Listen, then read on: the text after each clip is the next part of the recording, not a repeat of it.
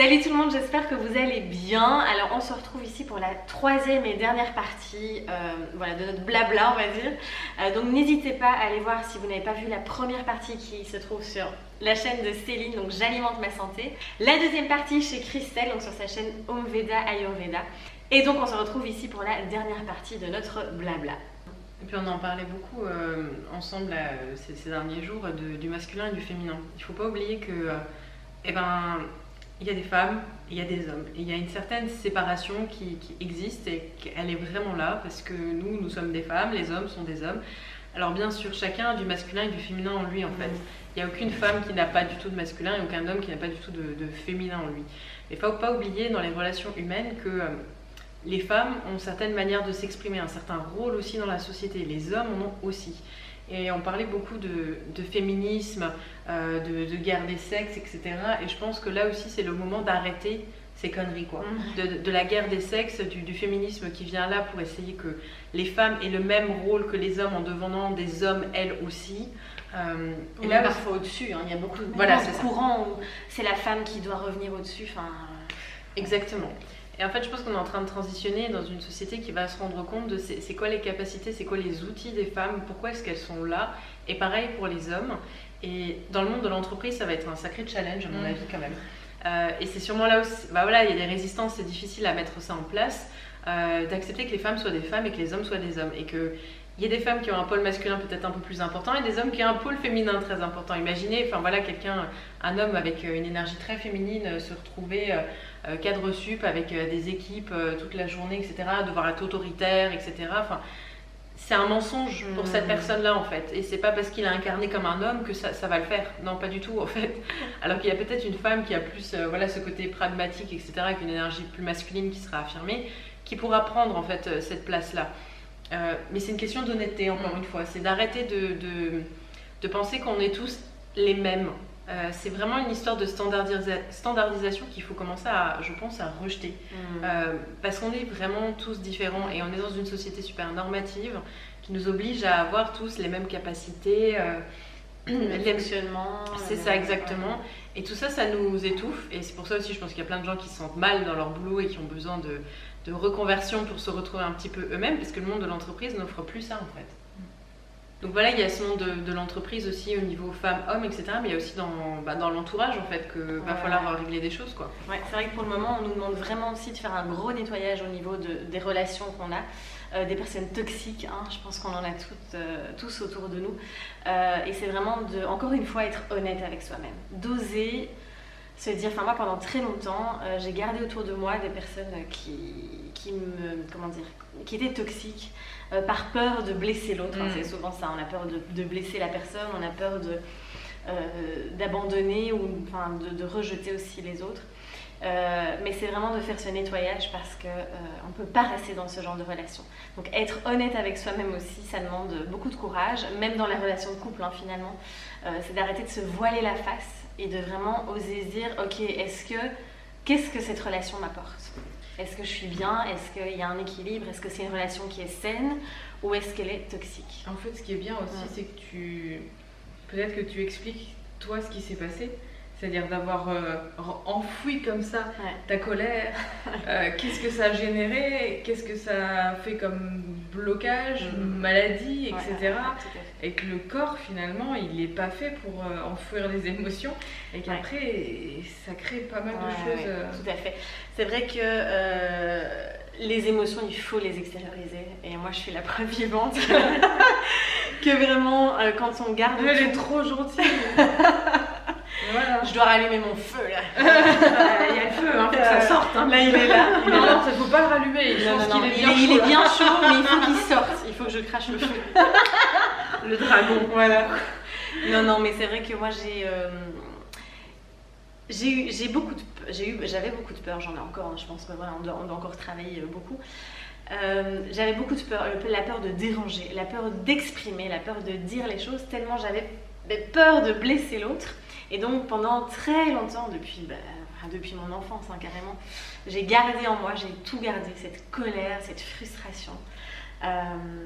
Je n'osais jamais dire ce que je pensais en fait, je n'osais pas prendre ma place non plus. Et donc j'ai accumulé. Et le problème, c'est que vous savez, hein, quand on n'exprime pas les émotions, elles s'impriment et à un moment, le corps les exprime à notre place. Et c'est ce qui s'est passé clairement avec les problèmes de santé que j'ai eus. Et donc moi j'ai gardé toute cette colère. C'est parce que la joie, je l'exprime, là il n'y a pas de souci. Il y a plein d'émotions que j'exprime assez facilement. Mais tout ce qui est colère, frustration... ça, j'ai toujours eu beaucoup de mal à l'exprimer. Et donc, c'est resté en fait chez moi au niveau de la digestion. Et c'est pour ça que voilà, il y a des gros troubles digestifs. Et au niveau du foie, parce que le foie, c'est relié très fort à la colère en fait. Oui, parce que moi, quand je lui ai fait le Reiki, mes mains me sont brûlées sur son foie. Et moi, j'avais mal au foie, je sentais vraiment cette pointe. Et donc, voilà, c'est de parvenir vraiment à oser... exprimer les émotions et ne pas avoir peur de blesser l'autre, de déranger l'autre, parce que c'est du respect envers soi-même aussi à la base. Et moi je sais que pendant des années et des années je me suis pas respectée parce que c'était toujours en second plan, c'était toujours d'abord tout pour les autres aussi, et voilà, ça crée vraiment, faut pas oublier qu'on a un corps physique mais on a un corps énergétique aussi, un corps émotionnel. Et l'un ne va pas sans l'autre. Et en général, la maladie, elle commence dans les corps énergétiques aussi. Ça commence là, avant d'arriver dans le corps physique. Donc vous imaginez toutes les couches que ça doit traverser avant de vraiment s'exprimer en maladie. Et donc, ouais, voilà, faut vraiment libérer tout ça. Et du coup, même dans le couple aussi, hein, ça a été... c'est vrai que je me voilais, c'est vraiment se voiler la face en fait. C'est vraiment se voiler la face et vouloir rentrer aussi dans un moule, vouloir rentrer dans toutes ces étiquettes, c'est l'image qu'on a du couple aussi. C'est oser vraiment être honnête avec soi-même.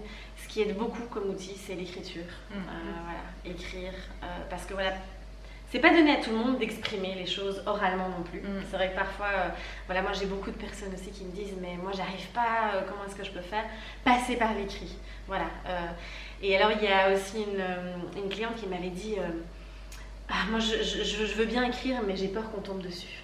Et donc là je lui ai dit mais tu peux écrire et puis brûler. Voilà, brûler le papier parce que ça permet... Voilà, on peut libérer, on libère sur papier, et puis si vraiment on a ce blocage-là, on peut toujours détruire le papier. D'ailleurs, de toute façon, avec la lune, là, il y a des protocoles aussi qui sont très sympas qu'on peut faire. On peut écrire des choses, des intentions, ce qu'on veut, etc. Et après, on peut soit le brûler aussi à la flamme, soit le tremper dans de l'eau avec du sel.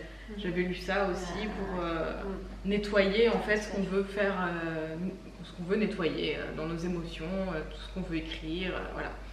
Mais tu vois, il y a un petit peu ce préambule où tu parlais d'exprimer ses émotions, mais je sais que moi ça a été mon cas, je ne ressentais pas mes émotions pendant des années et des années, donc c'est déjà s'autoriser en fait à ressentir des choses à l'intérieur de soi, parce que on n'est pas, encore une fois, c'est encore ce côté société normative, etc., le fait de ne pas déranger, de être comme ça, mais on est traversé constamment par des émotions. Ces émotions, c'est pas nous, mais elles nous traversent. Elles viennent, hop, faire un petit bout de chemin chez nous avant de repartir. Il faut déjà s'autoriser dans un premier temps qu'on est des êtres avec des émotions. Et déjà regarder ces émotions en face et s'autoriser à les vivre. Du coup, moi, c'est vrai que là, je suis en ce moment dans ce cadre de rupture, etc.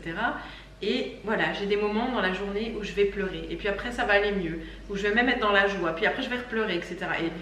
Et en fait, il faut laisser tout ça nous traverser. Ça va vachement plus vite, en fait. S'autoriser. Ah oui, vraiment s'autoriser. Oui, parce que à se laisser traverser, ouais. L'émotion, elle vient, elle arrive, on ne sait pas d'où. Ouais. Elle est là, elle nous traverse, en fait. C'est comme si elle arrivait comme ça, comme un coup d'air, un coup de vent qui vient. Et ça nous prend, ça monte là, comme ça, on sent. Et puis souvent, ce qu'on fait, c'est... Non, tout va bien, je vais bien, tout va bien, la méthode Coué. Je reste calme, je reste calme, non, je n'ai pas d'émotion, non, je ne suis pas un être émotionnel, non, c'est... Et voilà, on déverse et on dit tout ce qu'on a à dire. Je veux dire, les enfants, ils ne font pas du tout ça, on les voit. C'est le meilleur des exemples. Ils font une crise, ils se roulent par terre, etc. Ils libèrent leurs émotions et je trouve que justement... Nous, en tant que parents, souvent, oui, tiens-toi bien, quand même, c'est pas bien ce que tu fais, c'est pas correct, etc. Regarde le monsieur, il te regarde. Et là, déjà, on apprend aux personnes à culpabiliser par rapport à la libération de nos émotions. Et depuis tout petit, en fait, on nous culpabilise par rapport à ça. C'est souvent signe de faiblesse, hein. D'ailleurs, Voilà. d'exprimer les Oui, émotions, alors, il faut être fort. oui, c'est le côté patriarcal. Voilà. Si tu pleures, ça veut dire que t'es pas fort, ça veut dire que. Mais tout le côté aussi que voilà, les hommes ils prennent cher en ce moment, quoi, parce que avec toutes ces lunes de l'intériorité, etc., les pauvres là ils sont vraiment obligés de regarder cette phase émotionnelle. C'est vrai que beaucoup d'hommes ont cette tendance à se réfugier dans la grotte, quoi, et puis à faire comme si les émotions n'existaient pas, être vachement dans le déni, de peur de la vulnérabilité, du peur des émotions, du peur de perdre leur stabilité aussi et d'être emporté un petit peu par cette vague de boue là, émotionnelle qui peut nous traverser.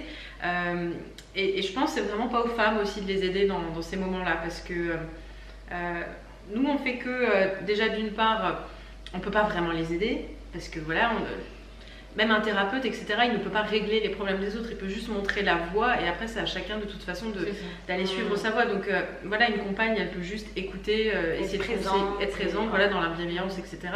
Mais elle ne peut pas régler le problème, ça c'est clair.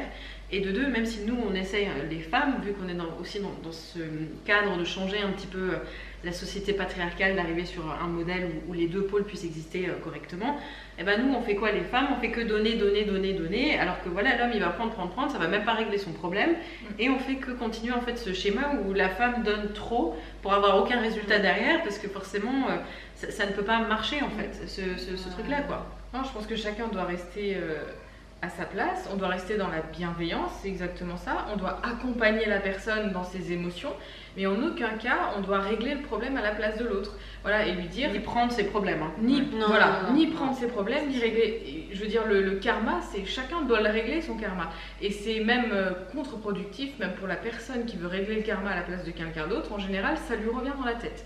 Et c'est pas très bon de faire ça, donc il faut vraiment... laisser la personne faire ses expériences, c'est à elle de les faire. Si elle a envie de pleurer, d'une épaule pour pleurer, on est là. Vas-y, tu peux pleurer, tu peux venir sur mon épaule, je serai là toujours pour toi, je t'accompagne dans ta douleur, dans ce que tu as. Mais c'est ton problème, tu le règles seul. Moi, je peux te donner peut-être des pistes, te dire des petites choses comme moi je vois les choses, parce qu'après, on n'a pas tous forcément les mêmes façons de régler les problèmes. On peut avoir toutes un même problème ou tous un même problème, mais passer par des chemins différents pour comprendre ce qui se passe derrière cette émotion.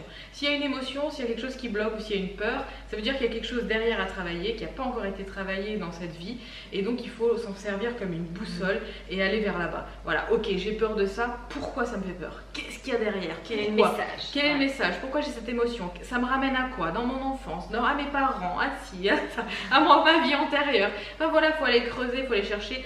On peut se faire aider par des thérapeutes, le Reiki aussi, je sais que ça aide beaucoup parce que ça réaligne beaucoup les chakras, ça réaligne pas mal de choses qui peuvent être un petit peu perturbées. Le but, je pense que c'est aussi d'être très aligné pour pouvoir recevoir les messages correctement et pour pouvoir travailler correctement ce qu'on a à travailler aussi. Parce que quand on est désaxé, c'est très difficile de travailler quand on est dans un environnement qui n'est pas sain, quand on est dans un environnement stressant, quand on est avec plein d'enfants qui crient partout. Je veux dire, si vous devez travailler vos blessures, vous êtes dans un métro bondé, avec le stress, le bruit, etc. Je ne suis pas persuadée que ce soit le meilleur moyen pour travailler son émotion. Ça va même augmenter le facteur anxiété, etc. Voilà. Vraiment, ça, tu vois, si je peux dire un peu par rapport à l'Ayurveda, effectivement, quand on a des émotions comme ça qui sont fortes, on est sur un terrain émotif, il faut essayer d'apaiser tous les sens, en fait. C'est comme ça que ça va se traverser le plus facilement. La nature, pas beaucoup de bruit, des odeurs agréables, des sons agréables, des sensations, marcher pieds nus dans la forêt, enfin vraiment vous reconnecter à toutes vos sensations, à vos sens, et essayer de zapper tout ce qui est saturation sensorielle, parce que ça va juste amener encore des messages qui vont brouiller tout ce qui est en train de se passer à l'intérieur, et ça va vous ralentir encore plus le schmilblick. Hein. Ah bah ça c'est clair, ça va pas aider à la progression. Du coup c'est un peu un retour à l'intuition aussi, hein. C'est de pouvoir se reconnecter à son cœur, se reconnecter à l'intuition.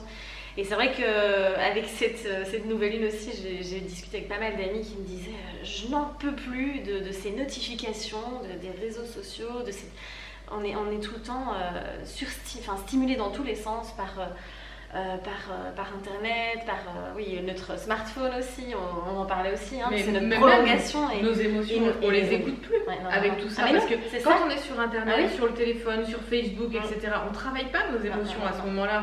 On est en train de déconnecter de soi. On a d'autres émotions qui viennent d'autres personnes en fait. On voit à la télé des gens qui souffrent, du coup on souffre aussi pour eux, on a encore plus d'émotions qui viennent de l'extérieur, et donc nos propres émotions on les travaille vraiment jamais quand c'est comme ça. On les ignore en fait. Ah ben à force d'être dans ces trucs, je pense qu'à un moment donné, faut tout couper, tout.